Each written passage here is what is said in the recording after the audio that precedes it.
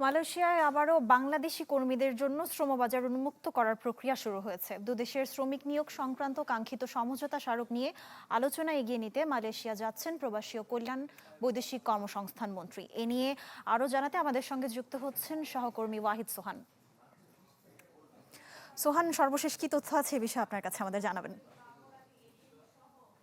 জি, আপনাকে অসংখ্য ধন্যবাদ। আপনি জানেন যে মালয়েশিয়া বাংলাদেশের দ্বিতীয় বৃহত্তম শ্রমবাজার। এখানে প্রায় ১৫ লক্ষের বেশি বাংলাদেশি শ্রমিক এখানে কাজ করছেন। আমাদের বাংলাদেশি কর্মীরা এখানে কাজ করছেন। এই শ্রমবাজারটি বরাবরই বিভিন্ন সময় আ বা রাজনৈতিক অস্থিরতা এবং সিন্ডিকেট জটিলতার কারণে কিন্তু বরাবরই এটি বিভিন্ন রকম জটিলতার মুখে পড়েছিল।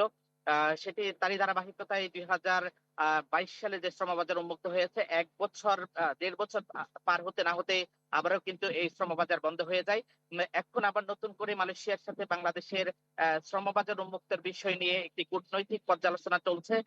আপনারা জানেন যে মালয়েশিয়ার নতুন যে মানব সম্পদ মন্ত্রী দাতুশ্রী রাহমা, তিনি বা তার সাথে আমরা চ্যানেল 24 এর পক্ষ থেকে কথা বলেছিলাম যে তাকে জিজ্ঞেস করেছিলাম যে কবে নাগাদ আসলে বাংলাদেশের সাথে মালয়েশিয়ার শ্রমবাজার উন্মুক্ত হওয়ার বিষয়ে তাদের সিদ্ধান্ত। তখন তিনি আমাদেরকে যে বিষয়টি জানিয়েছেন যে আসলে বাংলাদেশ এবং মালয়েশিয়ার মধ্যে শ্রমবাজার নিয়ে যেই এমওইউটি রয়েছে, এমওইউটি একটি রিভাইজ করার বিষয়ে একটি পরিকল্পনা রয়েছে এবং মালয়েশিয়ার জন্য তারা যেটি মালয়েশিয়া সরকারের পক্ষ থেকে দেওয়া হয়েছে যে নির্দিষ্ট সংখ্যক কিছু লাইসেন্সের ক্রাইটেরিয়া দিয়েছে তারা। যদি তারা এই শর্তগুলো বাংলাদেশের যে এই সমস্ত রিক্রুটিং এজেন্সি রয়েছে, যারা এই শর্ত পূরণ করতে সক্ষম, তাদেরকে দিয়েই বাংলাদেশ থেকে মালয়েশিয়ায় যে শ্রমিক আনার বিষয়ে তারা পরিকল্পনা করেছে। তবে একটি বিষয় আমরা বলে রাখি যে আসলে বাংলাদেশের যে রিক্রুটিং এজেন্সি গুলো রয়েছে তাদের পক্ষ থেকে বারবারই কিন্তু আপনারা জানেন যে বিভিন্ন সময় সিন্ডিকেট জটিলতার কারণে মালয়েশিয়ার যে শ্রমবাজার বন্ধ হয়ে যাচ্ছে বিরোধিতা করে আসছে।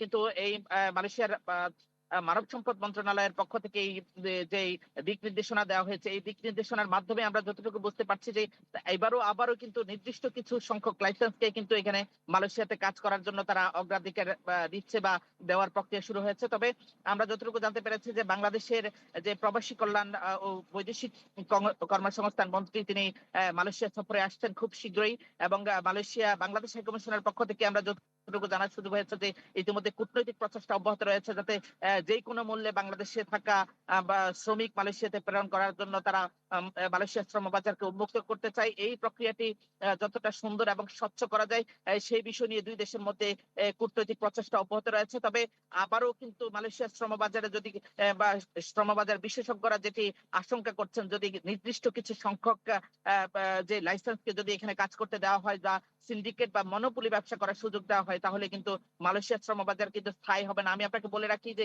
এই মুহূর্তে কিন্তু বাংলাদেশ থেকে শ্রমিক না আসলেও মালয়েশিয়াতে কিন্তু ইন্দোনেশিয়া, নেপাল সহ বিভিন্ন দেশ থেকে কিন্তু মালয়েশিয়া শ্রমিক নিচ্ছে। তবে বাংলাদেশের এই নির্দিষ্ট সংখ্যক লাইসেন্স বা সিন্ডিকেট বা মনোপলির জটিলতার কারণে কিন্তু সর্বশেষ যেটি হয়, বাংলাদেশি কর্মী যারা আছে তারা কিন্তু ভালো কাজ এখানে পায় না। তারা কিন্তু সব থেকে খারাপ কাজ কনস্ট্রাকশন অথবা যে ক্লিনিং সার্ভিসের কাজগুলো তারা করতে হয়। কিন্তু এখানে এক্সপার্ট হিসেবে বা এখানে দক্ষ কর্মী হিসেবে কিন্তু বিভিন্ন ফ্যাক্টরি গুলোতে বাংলাদেশি কর্মীদের জন্য মালয়েশিয়ার যে সোহান, সমস্ত আপনাকে ধন্যবাদ আমাদের সঙ্গে যুক্ত হবার জন্য। দর্শক, মালয়েশিয়া থেকে আমাদের সঙ্গে যুক্ত হয়েছিলেন সহকর্মী ওয়াহিদ সোহান।